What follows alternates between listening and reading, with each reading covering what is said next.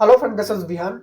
आप सभी को क्लियर है एचपीएसएससी के लिए जितने भी प्रीवियस पेपर्स आज तक हुए हैं उन सबके बेस के ऊपर हम जीके सीरीज को एनालाइज कर रहे हैं और यहाँ से आपको टॉपिक, सब टॉपिक और एडवांस लेवल आपको मैं यहाँ पर बता रहा हूँ।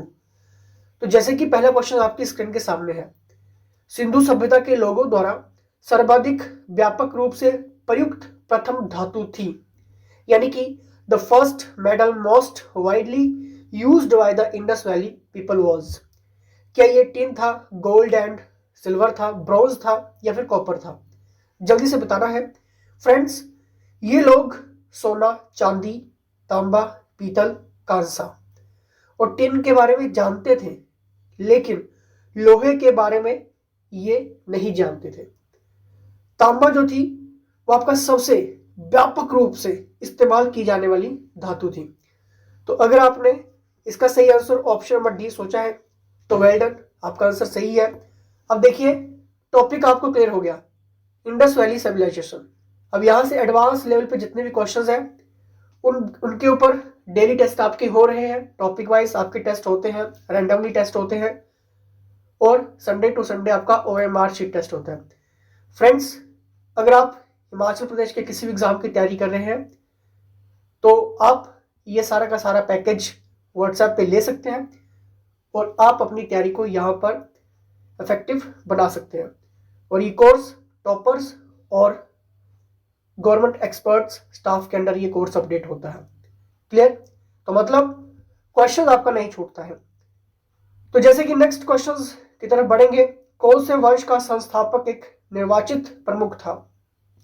क्या गढ़वाल, चंदेल, पाल या फिर चाहमान? बताइए फ्रेंड्स।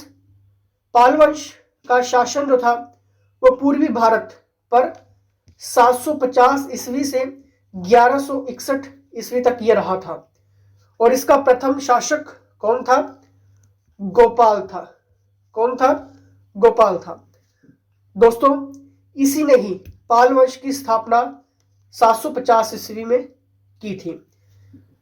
फ्रेंड्स, उसका जो पुत्र था धर्मपाल, ठीक है, इसका भी आपको नाम याद होना चाहिए, धर्मपाल, क्योंकि यहां से क्वेश्चंस बनते हैं। धर्मपाल का क्यों मैं आपको बता रहा हूं? क्योंकि इस वंश का पहला महान शासक हुआ था ये धर्मपाल, और इसके ही समय में पाल वंश का एक्सपेंड यहां पर हुआ था, मतलब विस्तार काफी ज्यादा हुआ था। तो ये आपका की फैक्ट है धर्मपाल। तो इसका सही आंसर क्या होगा फ्रेंड्स? अगर आपने ऑप्शन नंबर सी चूज किया, वेल डन। फ्रेंड्स, आपका एक भी क्वेश्चन नहीं छूटना चाहिए क्योंकि ये सीरीज इसी के ऊपर है, जीके सीरीज। धीरे धीरे करके हम और भी सीरीज को यहां पर डिस्कस करने वाले हैं। किसने अंततः बंगाल को आधिपत्य में लिया और इलियास खान के वंश का पतन और अंत किया? देखिए, who finally annexed Bengal and brought about the decline and fall of the dynasty of Ilyas Khan.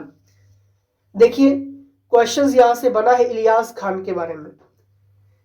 इलियाई जो आपका इलियास शाही वंश था उसका जो टाइम पीरियड था 1342 से लेकर 1415 तक इलियास खान। फ्रेंड्स, 14वीं शताब्दी से 15वीं शताब्दी तक शासन किया था इसने, इलियास शाही वंश। और इसकी जो स्थापना थी 1342 में किसने की थी? शमशुद्दीन इलियास शाह ने की थी। किसने की थी? इलियास खान। वैसे इसका पूरा नाम क्या है? शमशुद्दीन इलियास खान, लेकिन इलियास खान से ये जाना जाता था। तो इसका सही आंसर क्या होगा? Option number C, Sher Shah Suri. Bengal को आधिपत्य में लिया और इलियास खान के वंश का पतन और अंत किया, शेरशाह सूरी। क्लियर? चलिए नेक्स्ट हम यहां पर देखेंगे, बाबर मूल रूप से भारत आया।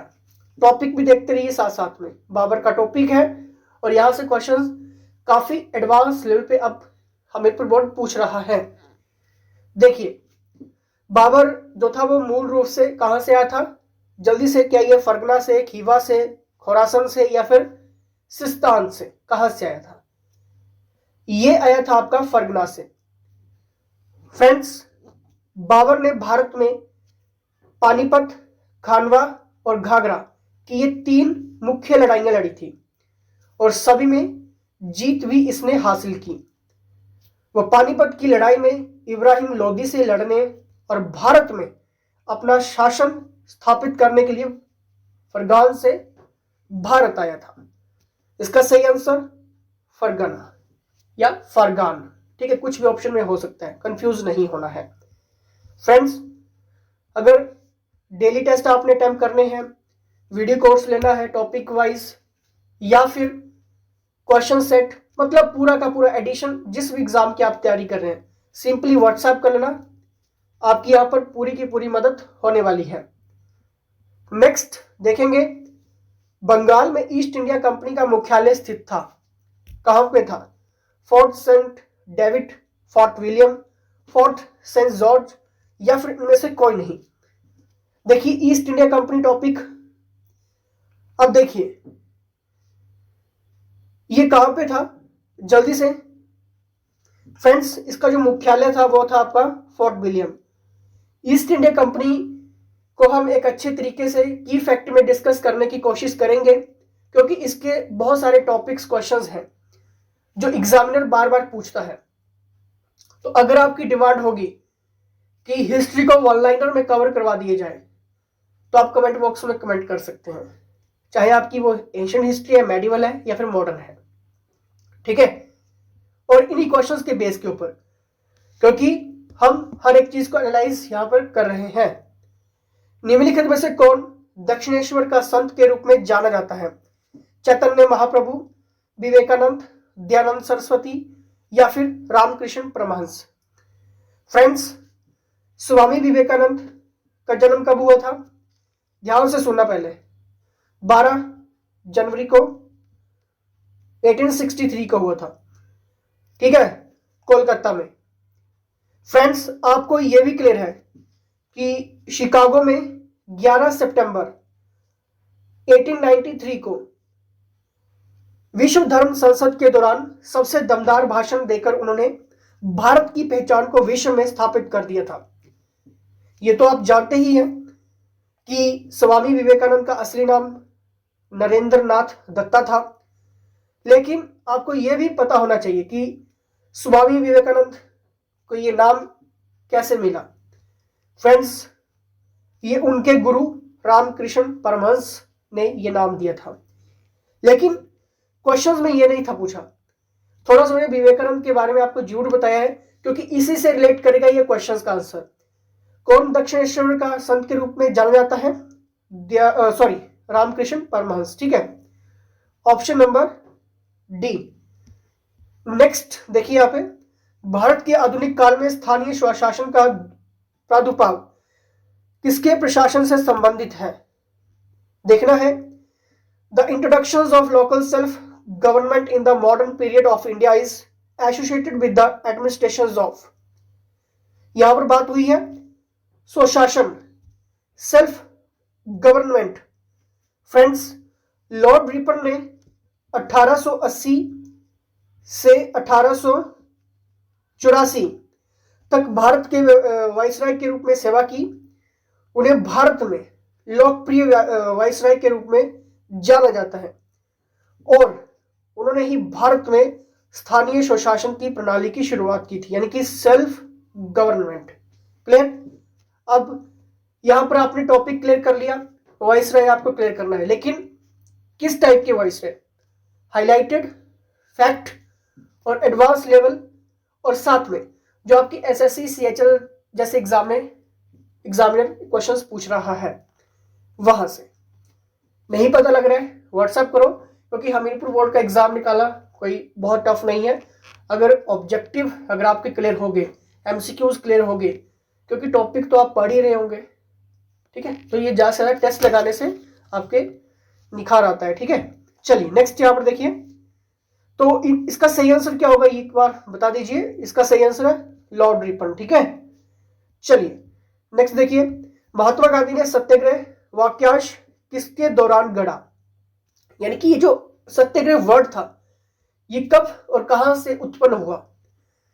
फ्रेंड्स, सत्याग्रह शब्द की जो कल्पना थी, जो एक विचार था, वो 1906 में गांधी जी ने उस भेदभावपूर्ण कानून के जवाब में की थी, जो दक्षिण अफ्रीका में एशियाई लोगों के खिलाफ अंग्रेजों द्वारा पारित किया गया था।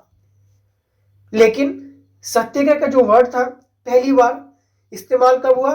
चंपारण सत्याग्रह के दौरान, यानी कि चंपारण जिले में। और ये चंपारण किसान आंदोलन था, काफी फेमस, आपने पढ़ा होगा। बिहार में एक जगह है चंपारण, ठीक है। छोटे भाषा में कहूं तो एक किसान विद्रोह, चंपारण आंदोलन, ठीक है। तो इसका सही आंसर चंपारण सत्याग्रह। नेक्स्ट क्वेश्चंस की तरफ बढ़ेंगे। अंतरराष्ट्रीय तिथि है यहां पर, यानी कि equator, 90 degree east longitude, 90 degree west longitude, या फिर 180 लॉन्गिट्यूड। देखिए, जब हम अंतरराष्ट्रीय जो आपका डेट लाइन कैलेंडर तिथियों के बीच की सीमा को परिभाषित करती है।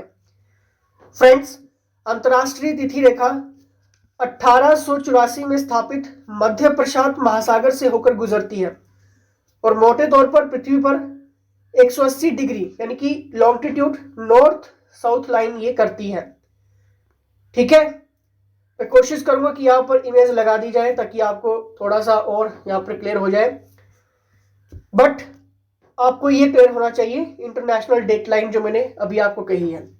साथ साथ में लिखते रहा करें, कोई दिक्कत नहीं है, ठीक है। क्योंकि मेरे पास, हमारी टीम के पास ऐसा सॉफ्टवेयर नहीं है कि हम ऑन द स्पॉट आपको यहां पर इमेजेस लगा सकें। क्लियर? चलिए नेक्स्ट देखिए, यहां पर ग्रेनाइट और बेसाल्ट उदाहरण है। क्या ये इग्नेस रॉक्स है, सेडिमेंट्री रॉक्स है, मेटामॉर्फिक रॉक्स है, या फिर नन ऑफ दीज है? बताइए। इसका सही आंसर पहले तो 129 का इसका सही आंसर होगा आपका 180 डिग्री देशांतर, 180 डिग्री लॉन्गिट्यूड, ठीक है। नेक्स्ट देखिए, यहां पर ग्रेनाइट और बेसाल्ट उदाहरण है, बताइए इसका सही आंसर क्या होगा? फ्रेंड्स, इसका सही आंसर होगा ऑप्शन नंबर ए, यानी कि अग्नेय चट्टानों के। ग्रेनाइट और आपके बेसाल्ट किसके उदाहरण है? आपके इग्नेस रॉक्स के, अग्नेय चट्टानों के। क्लियर? चलिए नेक्स्ट यहां पर देखिए, सुंडा खाई स्थित है, ये कहां पे है? क्या ये अटलांटिक में है, प्रशांत में है, हिंद में है, या फिर अंटार्कटिका में है? उठा लीजिए कोई भी क्वेश्चन पेपर। आपको पता है कि यहां से क्वेश्चंस बनते हैं, कि फिर आप क्यों छोड़ रहे हैं? यही तो कारण है। टॉपिक सब टॉपिक क्लियर भी होगा, तब भी अगर एडवांस लेवल नहीं होगा, मुश्किल होगा। ज्यादा से ज्यादा टेस्ट लगाने से ये सारी चीजें खुल के आएंगी, इसलिए डेली टेस्ट जरूर ज्वाइन करो। Sunday to Sunday full mock paper आपके हो रहे हैं, वो अटेंड करो। OMR शीट पे हो रहे हैं, फुल कोर्स ज्वाइन करो, एडवांटेज लो और एग्जाम पास करो, कोई दिक्कत नहीं है। इसका सही आंसर होगा ऑप्शन नंबर सी, यानी कि हिंद महासागर में, इंडियन ओशन। सुंडा ट्रेंच कहां पे? आपका हिंद महासागर में। नेक्स्ट देखिए, यहां पे वायु के प्रति इकाई आयतन जलवाष्प का द्रव्यमान कहलाता है, यानी कि the mass of water vapour per unit volume of air is known as. बताइए इसका सही आंसर। इसका सही आंसर क्या होगा? ऑप्शंस आप सभी के सामने हैं। देखिए, वायु के प्रति इकाई आयतन जलवाष्प का जो द्रव्यमान है, ठीक है, वो आपका इसका सही आंसर होगा, यानी कि एब्सोल्यूट ह्यूमिडिटी, निरपेक्ष आर्द्रता। क्लियर? चलिए नेक्स्ट यहां पर देखिए, स्प्रूस और सिडार वृक्ष किसकी किस्में हैं? इंपॉर्टेंट। आपको पता है कि ये क्वेश्चंस कहां से पिकअप होते हैं? आपके टॉप 10 मैगजीन से, न्यूज़पेपर से, हाईलाइट से, ठीक है। बताइए, डेली साइंस का पूरा एडिशन भी आप व्हाट्सएप पे ले सकते हैं। इसका सही आंसर क्या होगा? स्प्रूस और सिडार वृक्ष किसमें है? किसकी है? ये है आपकी टेम्परेट कन्फ्रेशस फॉरेस्ट की, ठीक है, शीतोष्ण शंकुधारी वन की। क्लियर? क्लियर है? स्प्रूस और सिडार की जो वृक्ष किसमें है। नेक्स्ट यहां पर देखिए, नेक्स्ट है यहां पे, निम्नलिखित में से किस देश में सर्वाधिक जनसंख्या है अकॉर्डिंग टू ऑप्शंस?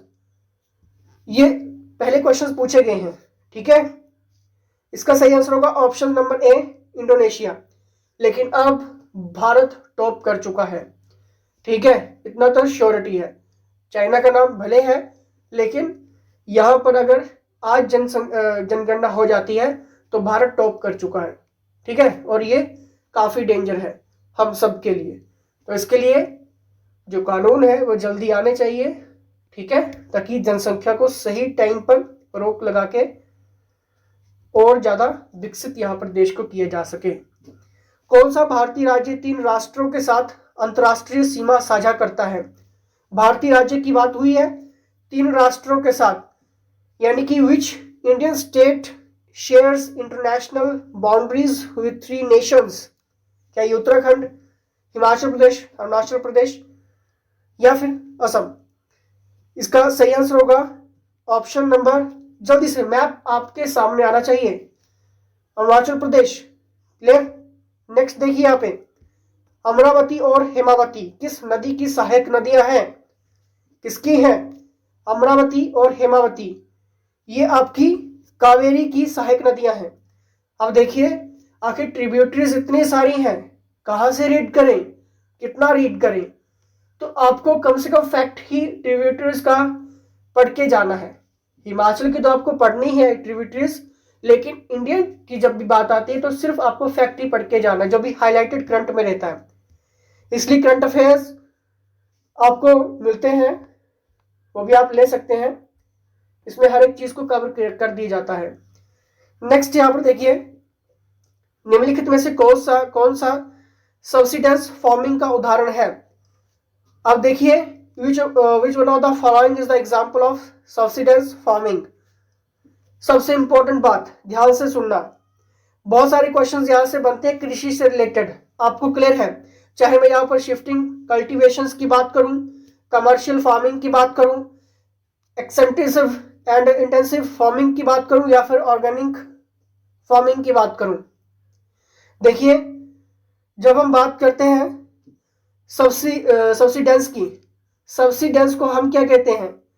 आपका जीविका कृषि। ठीक है, क्या कहते हैं? जीविका कृषि। तो जीविका कृषि नाम से कुछ लग रहा है कि जीविका कृषि यानी कि निर्वाह कृषि। ठीक है, हिंदी में इसको कहते हैं। जब जीविका निर्वाह की बात हो रही है, that is mean subsidence farming. क्या होती है फ्रेंड्स? इस तरह की खेती ज्यादातर एक परिवार के जीवन निर्वाह के लिए की जाती है। किसान कई तरह की फसलों का उत्पादन करता है और ये उत्पादन परिवार की जरूरतों के आधार पर ही होता है।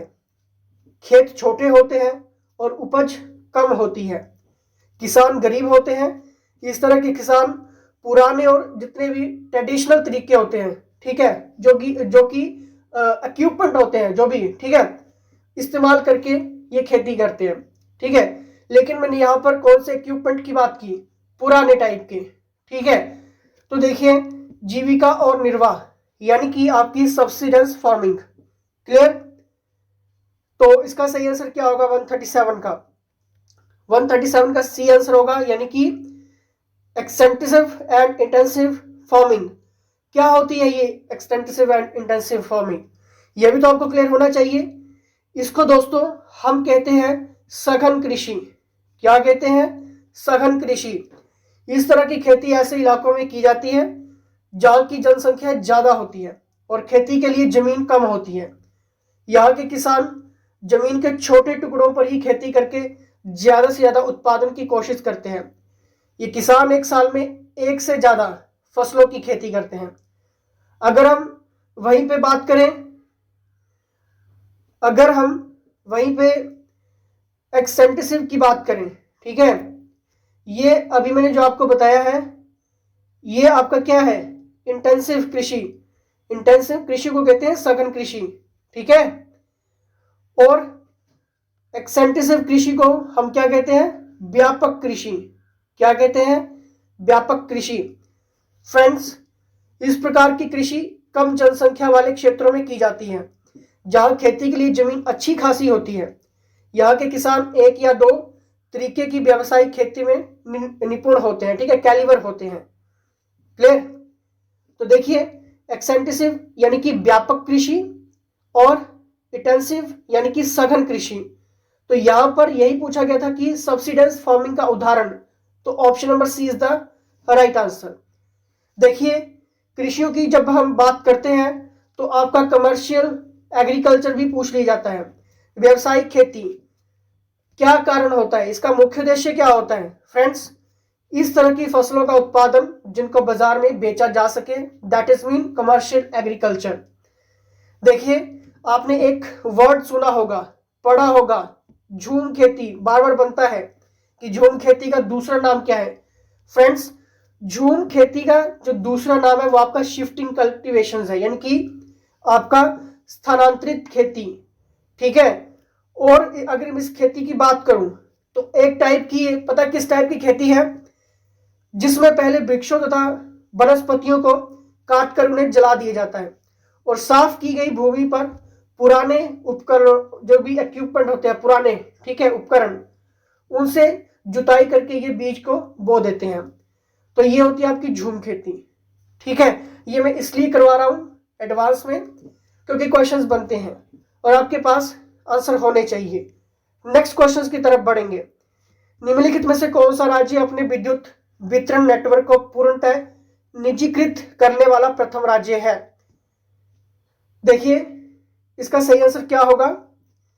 यह आपका महाराष्ट्र।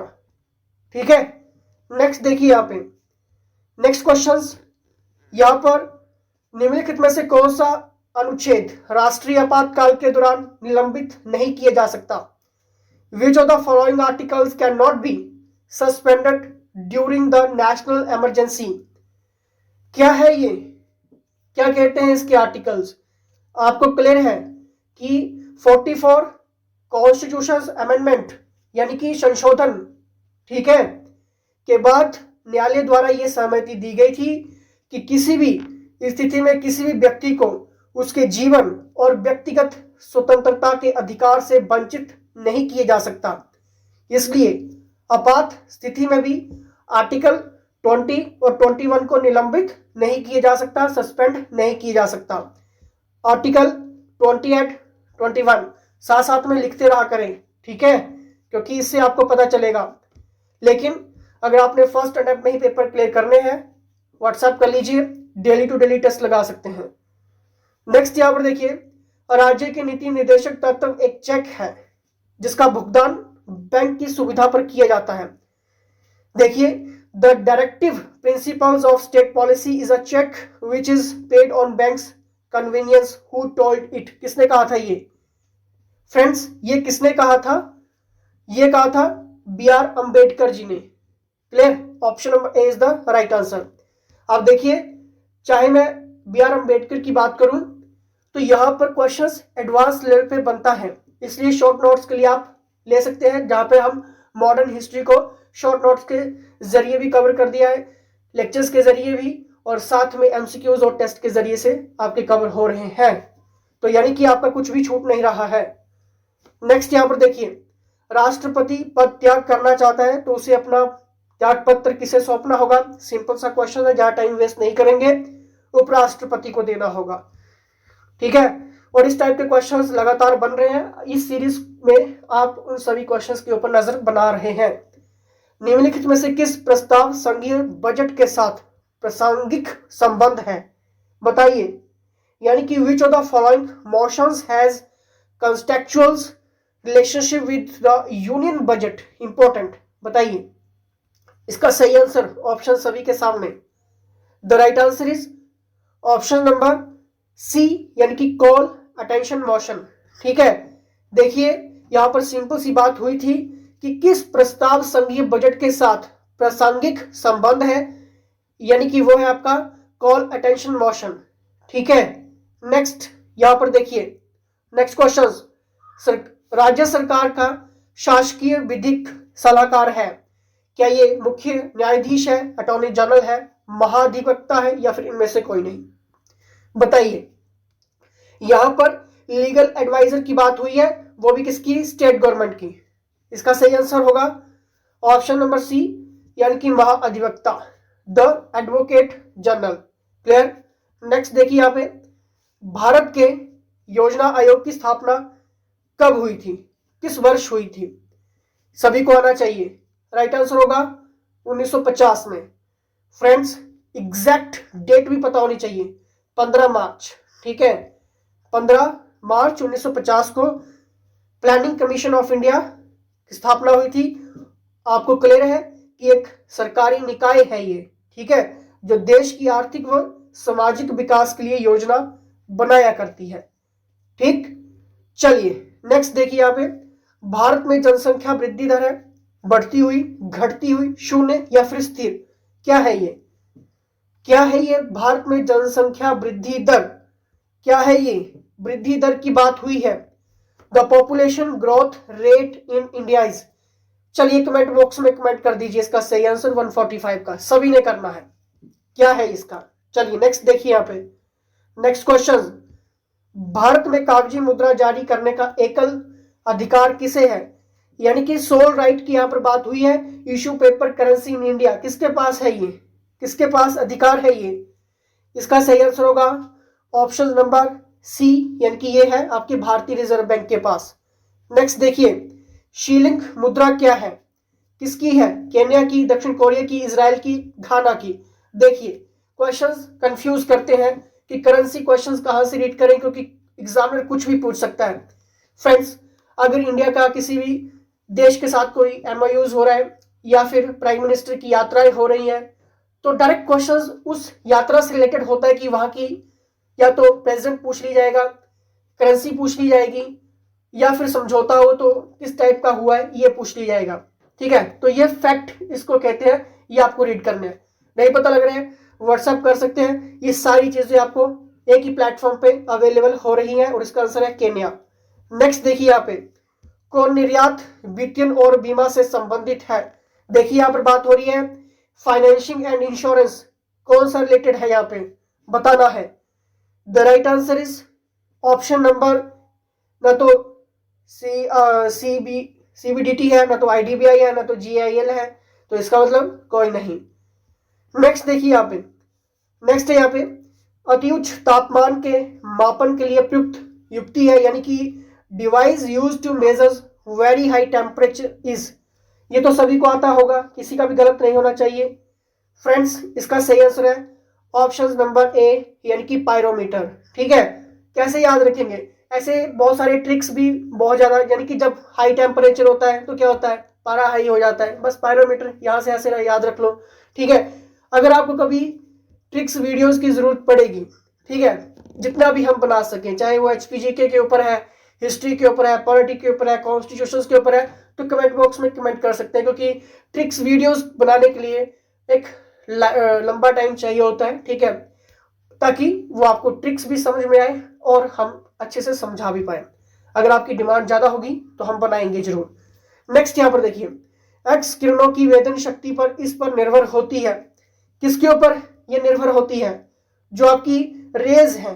ठीक है फ्रेंड्स, इसका सही आंसर होगा ऑप्शन नंबर डी, यानी कि करंट इन द फिलामेंट, इसके ऊपर ये निर्भर होती है। क्लियर?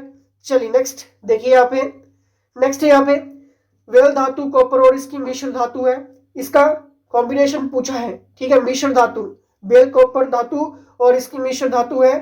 दोस्तों, इसका सही आंसर होगा ऑप्शन नंबर डी, यानी कि कोई भी नहीं। ठीक है, चलिए नेक्स्ट यहाँ पर देखिए, सर्वाधिक आमतौर पर प्रयुक्त ब्लीचिंग अभिकर्मक है, यानी कि most commonly used bleaching agent is, इसका सही answer, the right answer is option number B, यानी कि क्लोरीन। ओके, चलिए नेक्स्ट यहाँ पर देखिए, कौन सा सूक्ष्म जीव हेपेटाइटिस बी कारित करता है? यानी कि यहाँ पर बात हो रही है microorganism causes hepatitis B, क्या ये वायरस है, प्रोटोजोआ है, बैक्टीरिया, या फिर नॉन ऑफ दीज है? फ्रेंड्स, इसका सही आंसर होगा ऑप्शन नंबर बी, यानी कि प्रोटोजोआ। ठीक है, चलिए नेक्स्ट यहाँ पर देखिए, जिंजर अदरक एक है, क्या है एक? जल्दी से बताइए, रूट है, स्टेम है, लीफ है, या फिर बल्ब है? बताइए दोस्तों, ये एक क्या है? स्टेम है। ठीक है, ये एक क्या है? आपका स्टेम है, मॉडिफाइड स्टेम। ठीक है, रूपांतरित तना इसको हम कहते हैं। अब आपने करना क्या है, ये सारा का सारा एडिशन लेने के लिए आप जिस भी एग्जाम की तैयारी कर रहे हैं, एक बार व्हाट्सएप कर लीजिए और जुड़ जाइए इन सारे एडिशंस के साथ और एग्जाम के हॉल में जाइए बेस्ट प्रिपरेशंस के साथ, वो भी गवर्नमेंट एक्सपर्ट टीम के साथ। ठीक है, क्वेश्चंस नहीं छूटेगा, ये प्रॉमिस है। चलिए इसी के साथ जय हिंद।